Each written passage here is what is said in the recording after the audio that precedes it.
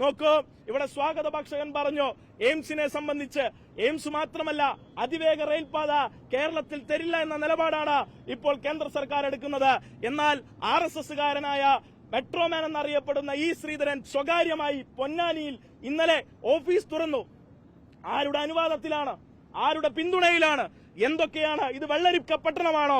RSSന്റെ ഈ തിട്ടൂരങ്ങളും RSSന്റെ തോന്നിവാസങ്ങളും നടത്താൻ ഇത് മോദിയുടെ ഗുജറാത്തല്ല, യോഗിയുടെ ഉത്തർപ്രദേശല്ല, ഇത് പിണറായി വിജയന്റെ കേരളമാണെന്ന് ഓർക്കാൻ ഈ രാജ്യത്തെ സംഘപരിവാർ തയ്യാറാവണം. ഇന്ത്യയൊക്കെ ഓഫീസ് തുറന്നിട്ടുണ്ടെങ്കിൽ ഇടിച്ചു പൊളിക്കാനും ഞങ്ങൾക്കറിയാം. എന്തിനേറെ പറയുന്നു, രാജ്യത്തെ കോടിക്കണക്കിന് മനുഷ്യരുടെ നികുതി പണം കൊണ്ട് ഉണ്ടാക്കേണ്ട സാധനങ്ങളൊക്കെ സ്വകാര്യമായിട്ട് RSSന്റെ സ്വത്താണ്, തറവാട്ട് സ്വത്താണെന്ന് ഞങ്ങളെ ബോധിപ്പിക്കാൻ ഈ നടത്തുന്ന സ്റ്റണ്ട് ഉണ്ടല്ലോ, അത് അവസാനിപ്പിക്കണം. പൊന്നാനിയിൽ തുടങ്ങിയ ഓഫീസ്, ആ ഓഫീസുമായി ബന്ധപ്പെട്ട് ഇതേ ആൾ പാലക്കാട് മത്സരിക്കാൻ ചെന്നപ്പോ മത്സരിക്കുന്നതിന് മുമ്പേ അവിടെ സംഘാടക സമിതി തെരഞ്ഞെടുപ്പ് കമ്മിറ്റി ഓഫീസ് തുറക്കുന്നതിന് മുമ്പ് MLA ഓഫീസ് തുറന്നതാ. മതനിരപേക്ഷ കേരളം പറഞ്ഞു, ഈ ശ്രീധരനല്ല, ഇനി എത്ര വലിയ ശ്രീധരനാണെങ്കിലും നിങ്ങൾ മതനിരപേക്ഷ കേരളത്തോടൊപ്പമല്ലെങ്കിൽ, നിങ്ങൾ സംഘപരിവാറാണെങ്കിൽ നിങ്ങളെ വീട്ടിലിരുത്തുമെന്ന് പ്രഖ്യാപിച്ച് മതനിരപേക്ഷ കേരളം ഈ ശ്രീധരനെ വീട്ടിലിരുത്തിയിട്ടുണ്ട്.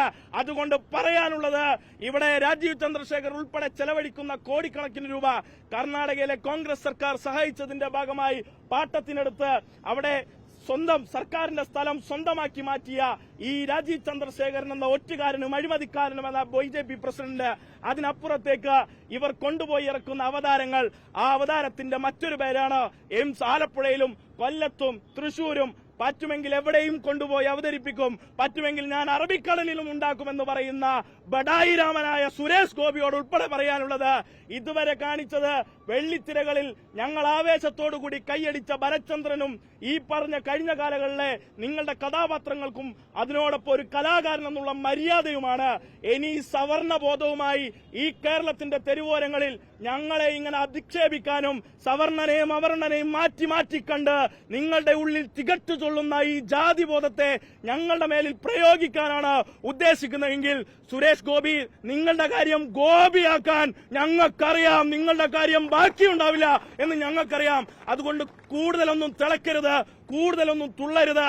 എയിംസ് ഈ നാടിന്റെ ആവശ്യമാണ്, അതിവേഗപാത ഈ നാടിന്റെ ആവശ്യമാണ്, വിഴിഞ്ഞം പോർട്ട് ഈ നാടിന്റെ ആവശ്യമാണ്.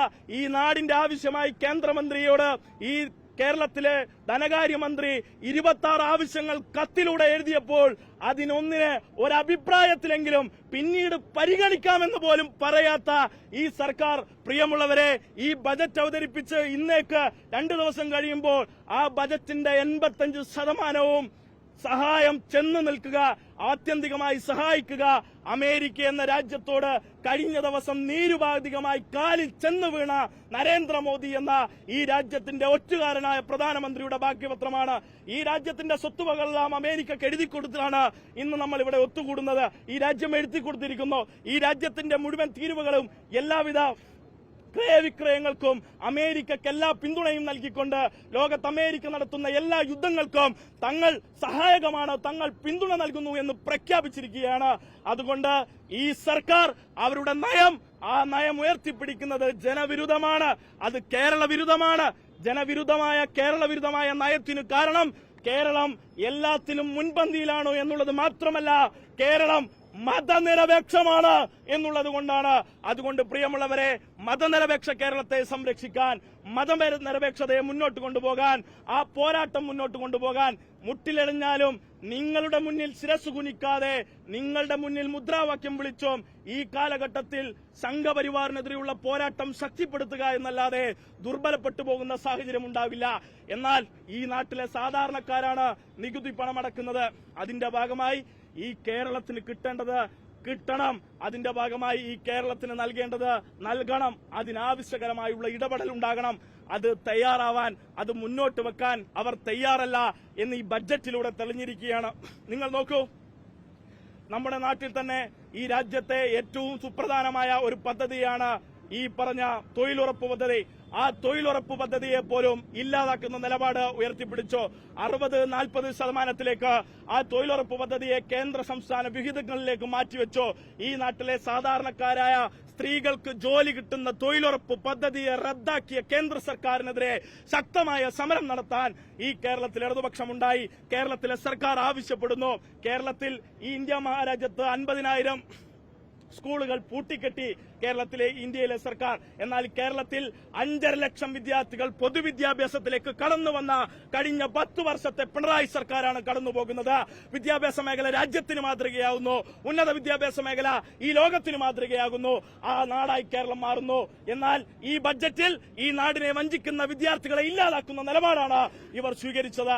അതിനെതിരെ ശക്തമായ നിലപാടാണ് SFIക്കുള്ളത്. ആ നിലപാടിന്റെ ഭാഗമായി ഈ സമരം ഞങ്ങൾ ശക്തമായി തുടരും. സുരേഷ് ഗോപിയും രാജീവ് ചന്ദ്രശേഖരനും കുമ്മനം രാജശേഖരനും പറ്റാവുന്ന എല്ലാവരും ഇറങ്ങി പുറപ്പെട്ടോളൂ. കേരളത്തിന്റെ മതനിരപേക്ഷതയ്ക്ക് വേണ്ടി കാവലാളായി SFI എന്ന മഹാപ്രസ്ഥാനം ഇവർക്ക് മുന്നിൽ പ്രതിരോധമായി ഉയർന്നു നിൽക്കും എന്ന് മാത്രം പറഞ്ഞുകൊണ്ട് ഈ പരിപാടി ഔപചാരികതയുടെ പേരിൽ ഉദ്ഘാടനം ചെയ്തതായി അറിയിച്ചുകൊണ്ട് നിർത്തുകയാണ്.